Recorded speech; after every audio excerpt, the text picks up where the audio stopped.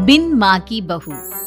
साक्षी के पैदा होते ही उसकी माँ गुजर जाती है, जिसके बाद उसके पिता आलोकनाथ अकेले ही उसका पालन पोषण करते हैं। 16 साल की उम्र से ही साक्षी ने घर चलाने के लिए नौकरी शुरू कर दी थी।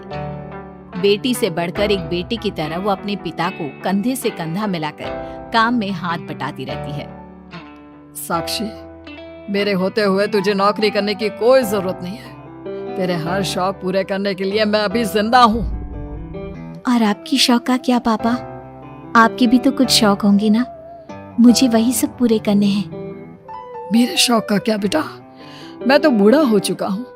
मेरे शौक तो तेरी माँ के साथ ही कब के मर चुके हैं। अब तो सिर्फ एक ही सपना है मेरा कि जल्दी से किसी अच्छे लड़के को देखकर तेरी शादी करा दूं। क्या पापा, आपकी हर बात मेरी शादी पर आकर ही क्यों अटक जाती है? अगर मैं चली गई तो आपका ख्याल कौन रखेगा?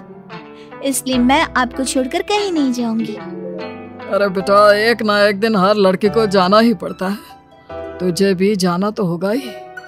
अपने पिता की बातों से निराश होकर साक्षी अपने रूम में चली जाती है। पिता से दूर होने के ख्याल से ही वो फूट फूट कर रोने लगती है। कुछ दिनों के बाद, आलोकनाथ जी, हमारी नजर में एक लड़का है। उसके पास बंगला, कार, सब कुछ है। सुना है करोड़पति लोग हैं वो। आप कहे तो आपकी बेटी के लिए बात करूं? अरे लेकिन हमारे इतने बड़े परिवार में अपनी बेटी ब्याहने की हैसियत नहीं है। उन सब की चिंता मत कीजिए। उन लोगों को दहेज वगैरह कुछ नहीं चाहिए। वो लोग तो सिर्फ अपने परिवार के लिए गुणी और संस्कारों से परिपूर्ण बहू चाहते हैं। अगर ऐसी बात है तो आप उन लोगों से मेरी बेटी के बारे में बात कीजिए। मेरी बेटी में वो सभी गुण हैं जो वो अपने परिवार की बहू के लिए चाहते हैं। इस तरह वो साक्षी का रिश्ता लेकर अर्जुन नाम की लड़की के परिवार के पास जाता है। साक्षी की फोटो देखकर लड़के वाले उसे झट से पसंद कर लेते हैं, जिसके बाद अर्जुन के परिवार वाले साक्षी को देखने उसके घर पहुंचते हैं। आलोकनाथ जी, हमें तो आपकी लड़की फोटो में ही पसंद आ गई और फिर भाई साहब ने आपकी लड़की की तारीफ भी बहुत की है। अब तो बस आप हमें उससे मिलवा ही दीजिए। साक्षी बिटिया, बाहर आना तो। साक्षी। अपने पिता की आवाज सुनकर साक्षी तुरंत बाहर आ जाती है और एक एक करके सभी के पैर छूती है। आलोकनाथ जी, आपकी बेटी तो सच में बहुत गुणवान और संस्कारी लगती है। बिटिया, क्या क्या शौक है तुम्हारे? पापा, और अपनी ज़रूरतें पूरी करने के अलावा मेरे और कोई शौक नहीं है। आपने अपनी लड़की को सच में बहुत अच्छे संस्कार दिए हैं भाई साहब। इसे अपने घर की बहू बनाना तो हमारे लिए सौभाग्य की बात होगी। इस तरह सबकी राजी खुशी से अर्जुन और साक्षी की शादी भी हो जाती है। साक्षी की सास उसे एक माँ का भरपूर प्यार देती है और कभी उसे मायके की कमी महसूस नहीं होने देती। साक्षी बेटा, तू आराम कर। सुबह से घर के काम पर लगी है, थक गई होगी अब बिटिया। नहीं माँ, मैं ठीक हूँ, आप चिंता मत कीजिए। मैंने कहा ना, अपने रूम में जाकर आराम कर। अरे काम की टेंशन मत ले।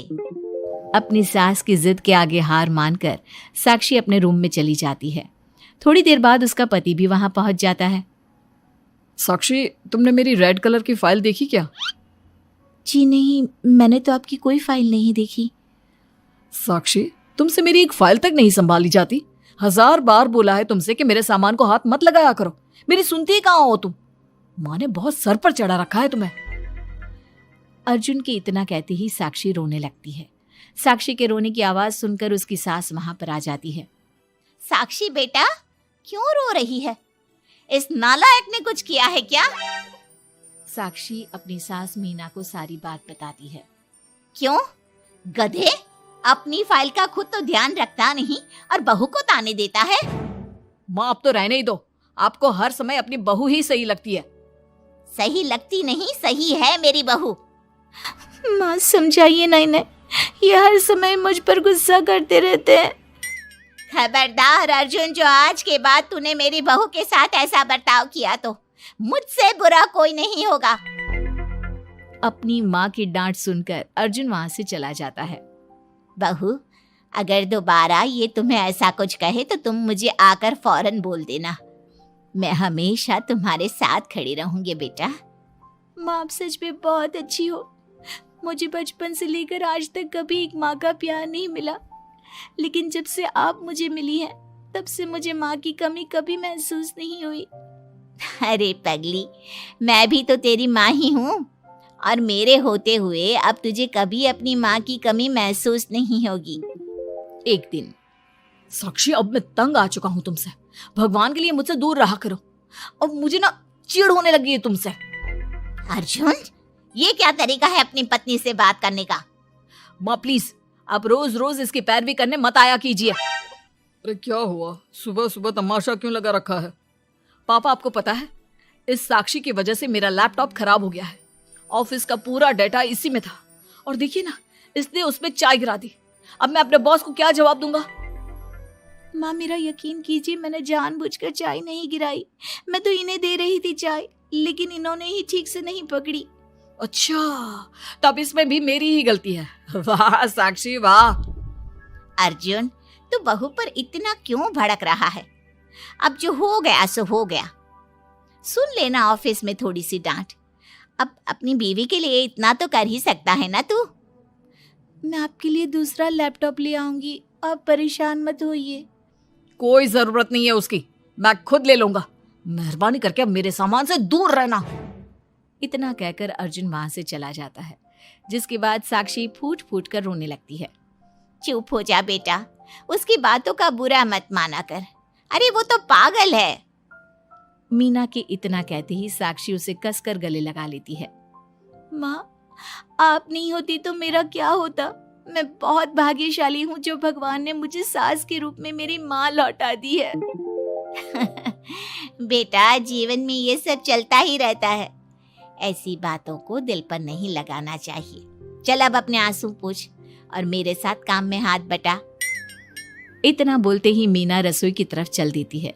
साक्षी भी अपनी सास के पीछे चल देती है और सभी बातों को भूलते हुए खुशी खुशी काम पर लग जाती है।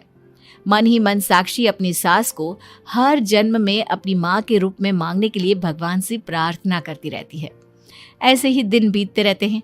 मीना हर समय ढाल बनकर अपनी बहू के लिए खड़ी रहती। तभी एक दिन पड़ोसी, मीना, तूने अपने बेटे के लिए यह कैसी बहू चुनी है जिसकी माँ उसके पैदा होते ही गुजर गई? अरे ये तो कुलक्षणी है। ऐसों के घर का तो पानी भी नहीं पीना चाहिए, और तूने उस घर से लड़की चुन ली। ये सब फालतू बातें हैं, ऐसा कुछ नहीं होता। मीना, तूने उस बिन माँ की बहू को बहुत सर पर चढ़ा कर रखा है। अभी भी वक्त है, संभाल ले उसे। कहीं ऐसा ना हो कि तेरे हाथों से फिसल जाए तेरी बहू। ये तुम लोग क्या बोल रही हो? मेरी बहू बाकी बहू जैसी नहीं है, वो तो कोहिनूर से भी कीमती है मेरे लिए। हमारा काम था तुझे समझाना। बहू को कभी भी बेटे से बढ़कर प्यार नहीं देना चाहिए, वरना उन्हें बिगड़ते देर नहीं लगती।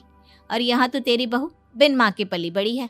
न जाने उसके बाप ने कैसे संस्कार दिए होंगे उसे। चुप करो तुम लोग। मैं अच्छे से समझती हूँ तुम लोग मुझे मेरी बहू के खिलाफ भड़काना चाहते हो। देख मीना, हम तेरी सहेलियां हैं, तुझे भड़काकर हमें कुछ नहीं मिलने वाला, लेकिन बहू को इतना सर पर चढ़ाना ठीक नहीं। हमारा काम तो सिर्फ तुझे आगाह करने का था, बाकी मानना न मानना तेरी मर्जी। चल मीना, अब हम लोग चलते हैं, तू अपना ध्यान रखियो। इतना बोलकर सभी लोग वहां से चले जाते हैं, जिसके बाद मीना घंटों तक सोच में डूब जाती है और अपने बहू के प्रति इतनी सारी बातें सुनकर कहीं ना कहीं उसके मन में भी साक्षी के लिए हीन भावना जन्म लेती है। तभी वहां पर साक्षी भी आ जाती है। माँ जी, ये लीजिए चाय। रख दे और जा। क्या हुआ माँ जी, आप कुछ उखड़ी उखड़ी सी लग रही हैं। कहाँ ना जा यहाँ से, एक बार में तुझे सुनाई नहीं देता क्या?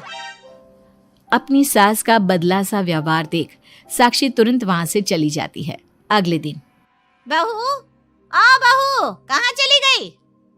साक्षी! जी माँ जी। ये क्या, घर इतना गंदा कैसे हो रखा है? कभी हाथ पैर भी मार लिया कर इधर उधर। वैसे तो सारा दिन घर में नाचती रहती है। मैं अभी पूरा घर अच्छे से साफ कर देती हूँ माँ जी। एक हाथ में झाड़ू और दूसरे हाथ में बाल्टी लिए साक्षी चुपचाप घर के कामों में लग जाती है।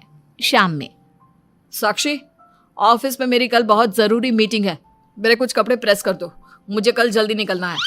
जी अभी कर देती हूँ।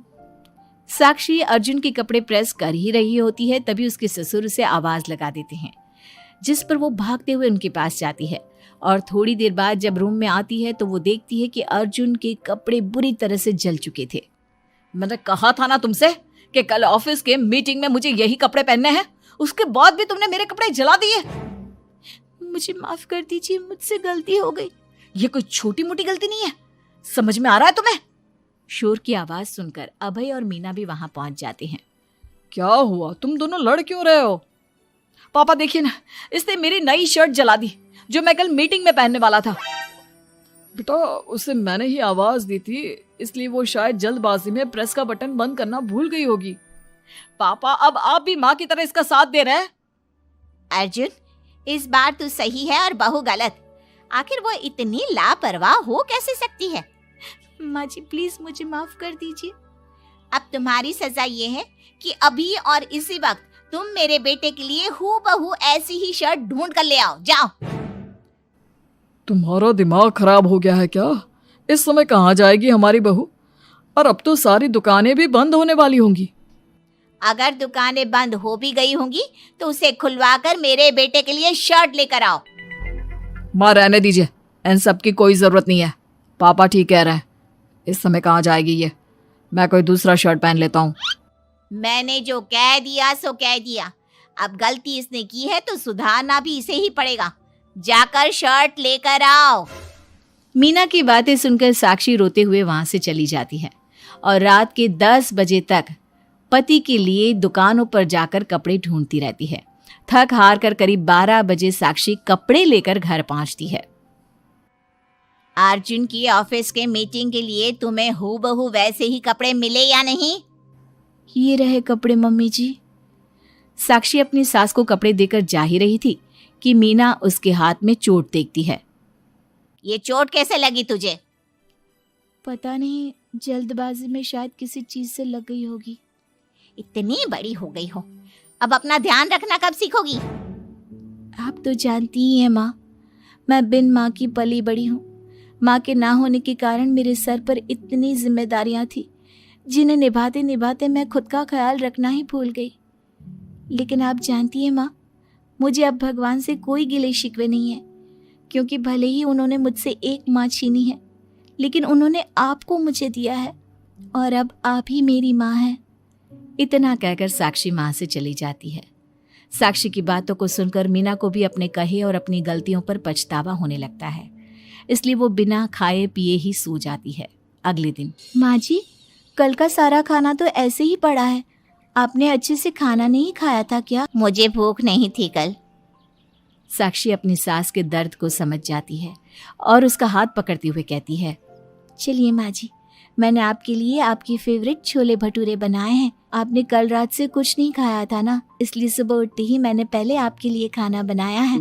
खाना तो तूने भी नहीं खाया होगा ना, चल जाकर पहले तू खा ले।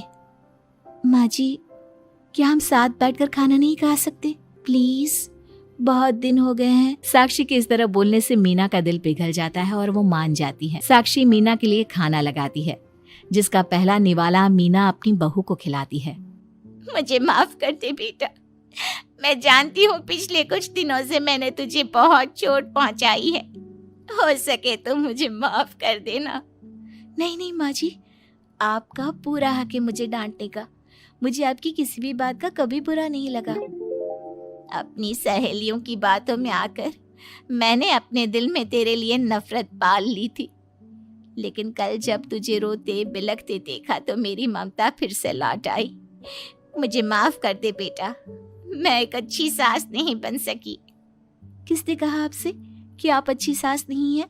आप तो वर्ल्ड की बेस्ट सास हो, और सच कहूं उससे भी बढ़कर बेस्ट बेस्ट बेस्ट बेस्ट मेरी माँ हो आप। इतना कहकर साक्षी अपनी सास को गले लगा लेती है और उसके बाद दोनों पहले की ही तरह हंसी खुशी साथ रहने लगते हैं।